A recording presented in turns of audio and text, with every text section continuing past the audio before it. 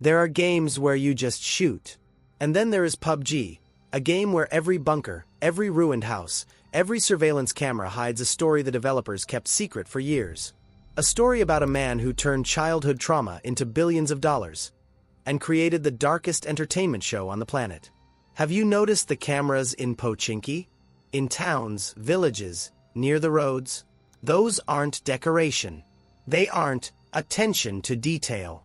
They're part of a massive surveillance network, the very first thread in PUBG's story, which the developers finally revealed. It all begins on Erangel. The year is 1905.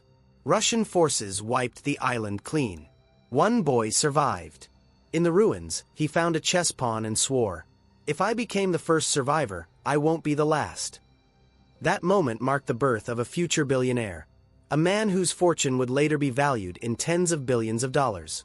A man who would eventually buy an island, just to recreate his trauma in the form of a killing game. Years pass. The boy leaves, grows up, becomes wealthy. He returns, buys Erangel, installs cameras, builds secret control rooms, recruits fighters with nothing to lose, and launches his first battleground. And here comes the truth most players never think about. Moneybag PUBG earns hundreds of millions of dollars every year. Moneybag tournaments award millions in prize money. Moneybag developers make revenue comparable to major film studios. Moneybag top players receive contracts worth hundreds of thousands of dollars. What looks like a battle royale is actually a massive multi-billion-dollar industry, created by a man who once was simply trying to survive. 2. After Erangel, the Russian billionaire didn't stop. His goal was simple: build a network of islands where survival becomes a spectacle and death turns into entertainment. The next destination, Miramar. Here the rules are different. Desert, mafia, power, money. And the entire region was controlled by one man, the leader of a criminal cartel, the owner of the hacienda.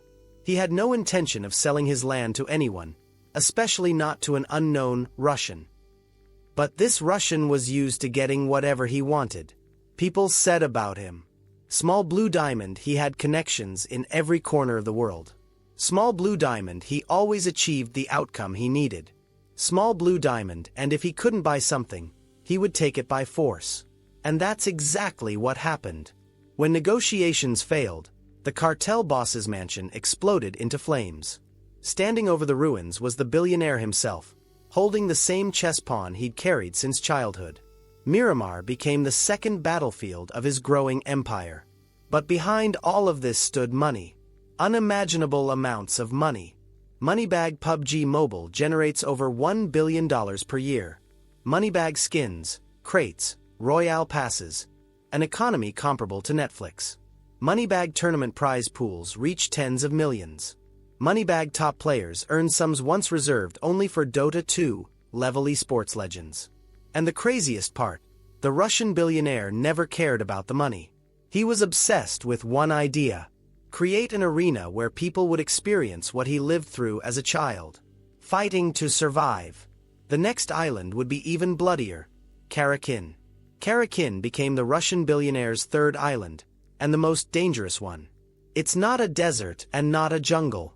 It's a place where the rules of survival were rewritten in blood. The island was controlled by a local clan that treated its people like workers and themselves like kings of the wasteland. But everything collapsed in a single day. It was the wedding day of a woman named Suddy. Music, celebration, laughter, and then a sudden raid of armed men. All guests were slaughtered. Her husband was killed. Suddy and her father escaped into an old tunnel, where he confessed. Collision, he had sold the island to the Russian billionaire. Collision, the workers revolted when they learned they had been sold like property. Collision, now everyone wanted answers.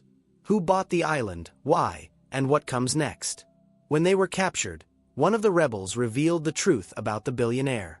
He gathers fighters, the mad, the desperate, the ones with nothing left. They fight until only one survives.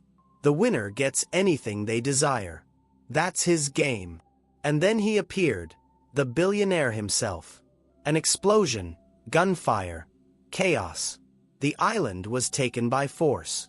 Her father was executed. And Suddy was released, with a suitcase of gold.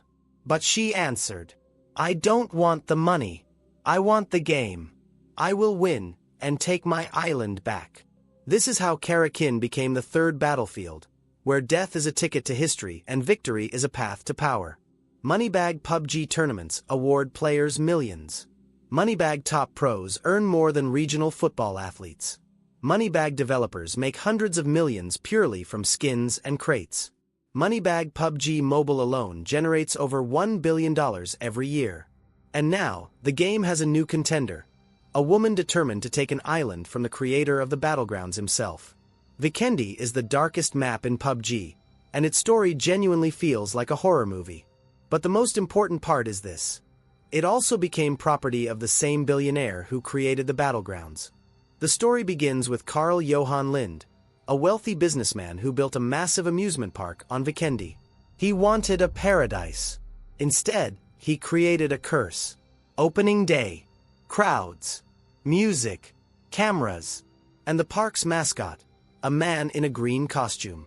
1 minute later, he dies under a moving train, in front of hundreds of witnesses. His name was Alex, the son of the park's owner. Police called it an accident. But later it became clear, Alex was never supposed to wear that costume. Then things got even worse. Pushpin 1 year later, Alex's sister dies, thrown from a horse, even though she was a skilled rider. Pushpin shortly after, Carl Lind himself dies, wrong medication. Public version, a chain of tragic coincidences. The truth, all these deaths had one thing in common. Alex was always nearby. 20 years later, Alex suddenly sells the entire island of Vikendi to an unknown buyer. And one detail reveals everything. In the hidden room where Alex watches a documentary about his family, there is a chess pawn, the same pawn the Russian billionaire has carried since childhood. That is the connection. That is the key.